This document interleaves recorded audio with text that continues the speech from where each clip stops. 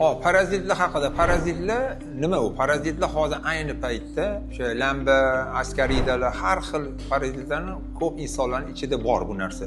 Ayniqsa bolalarimizda, bolajonlarda bular kelishadi, o'sha tishini g'irchillatyapti, apetiti yo'q, ozib ketyapti bolam, o'zi 16 yosh, kilosi kam deb kelishadi.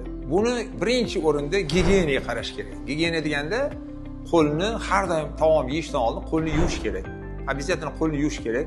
Endi buni sabablari nimadan kelib chiqadi deganda, ko'proq kim shirinlik iste'mol qiladigan insonlarda va kimyoviy narsalar qo'shilgan mahsulotlarni ko'p iste'mol qiladigan bolalarimizda, ayniqsa och qoringa iste'mol qiladigan bolalarimiz bizda juda ko'p uchraydi bu narsalar. Bu narsalarning ham yechimlari bor. Bu narsaga ham murojaat qilsanglar bo'ladi. Shu parazitlarga qarshi bizada o'sha mahsulotlar bor. Bolajonlarimiz kelishgan, o'sha uchun dog'i bilan kelgan, tishini ko'p g'irchillatadi deyshadi.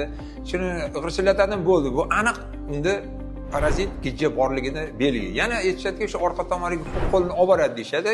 Shunaqa murojaatlar bilan kelishgan. Alhamdulillah shu mahsulotlarimiz bor. Shu mahsulotlarni ham iste'mol qilib yaxshi natijaga erishishgan.